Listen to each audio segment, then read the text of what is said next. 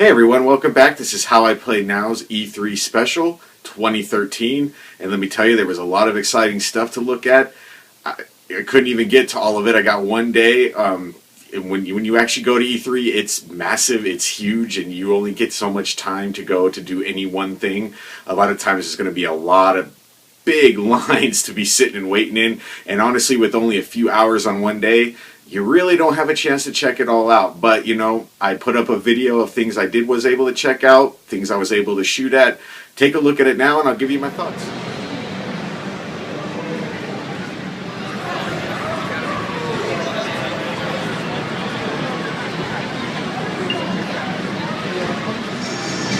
Oh, so you can mix and match it all.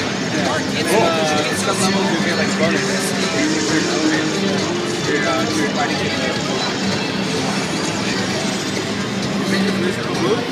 Then jump, and then you create that.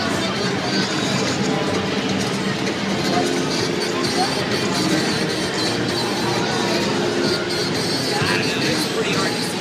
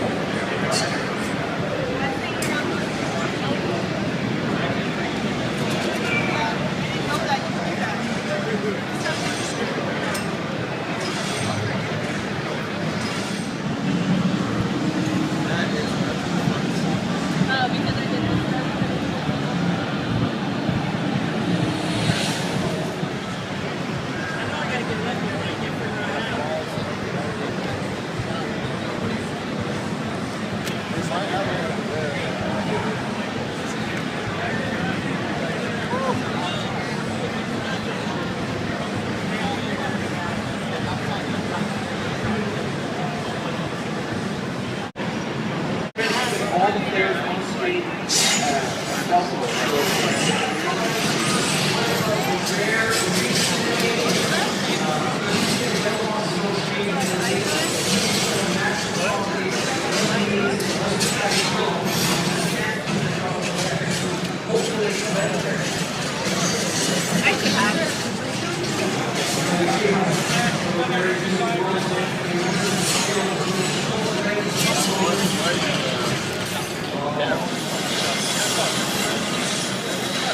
There's a lot of really cool skills. You can learn from traffic, fire.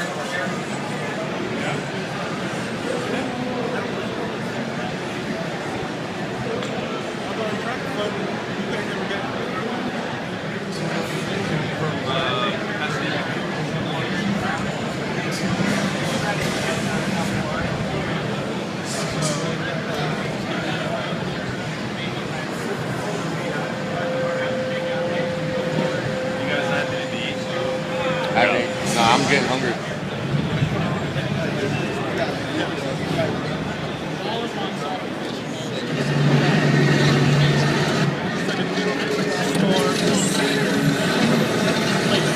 Oh my God.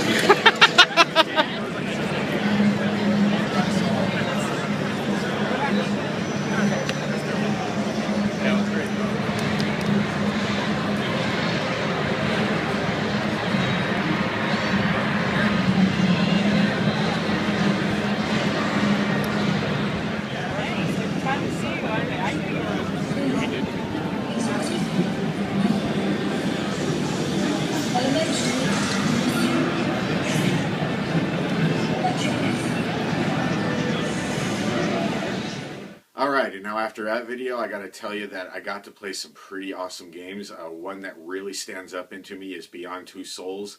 This game is awesome, especially if you've been a Heavy Rain fan. Oh my god, this game is just a whole lot of fun. I got to tell you one thing though, it does go back to the button prompt ideas that you had in Heavy Rain, but you don't always have them. So it's more along the lines of the fact that it's sort of teaching you what you need to do, and then later on it's just kind of relying on you to figure out which movements you have to do with the controller. I.e., there's like a specific type when you're actually fighting somebody with the girl, and you'll notice these moments go into slowdown when they're about to hit one another, which usually you would see QuickTime button prompts, but no, you actually have to physically look at what she's about to do and move your controller in that way. I have to admit, it made it hell of an exciting game, and this other idea of this being able to have this disjointed soul that's connected to you that can move around the environment and attack other enemies in different ways, the game is absolutely awesome. Checked out Killzone Shadows Fall, and I gotta tell you that it looks spectacular running on the PS4. It is a beautiful, beautiful game. Also checked out Rise at Xbox 360, or Xbox One, let me reiterate.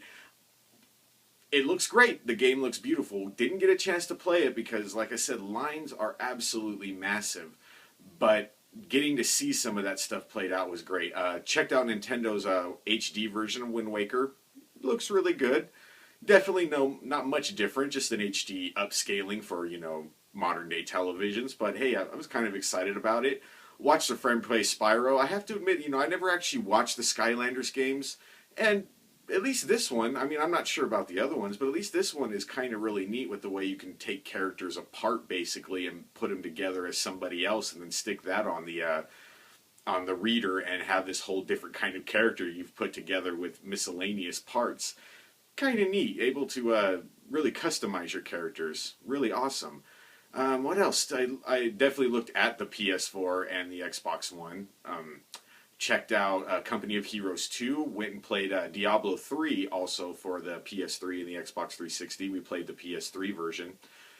Actually, got to say it looks a little bit prettier on the PS3. Kind of surprised. Little bit kind of miffed at that. Especially Blizzard's so well at making console game or PC games that this one on the console actually looks better than its original. Kind of interesting. I want to go on last thoughts though about the Xbox One and the PS4. I really got to say that both systems have fairly similar architecture built into them. If you actually look at both systems, I would say that PS4 has an edge, a slight edge to what they could do, with the potentiality of what they could do with developers making games on that. So I do have to think that PS4 probably has a little bit of an edge, but I gotta tell you guys, I think after launch is when you're really going to see the fight, because I just found out recently that PlayStation Plus service will be required on the PS4 in order to play online.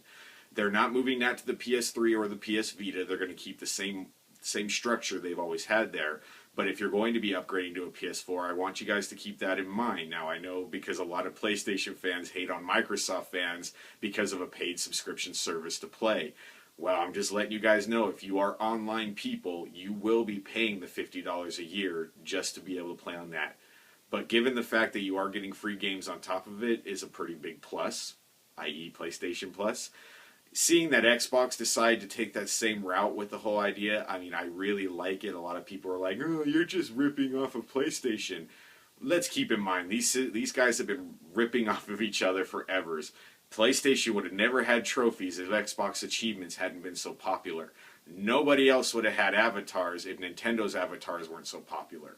I just kind of keep that in mind. But if you want to ask me my personal opinion from what I actually looked at, I would say that out the door right now, PS4 is definitely the way to go. Games look beautiful. Games look beautiful on the 360, but what you're getting in box and what Sony's standpoint has been on being gamer friendly is phenomenal.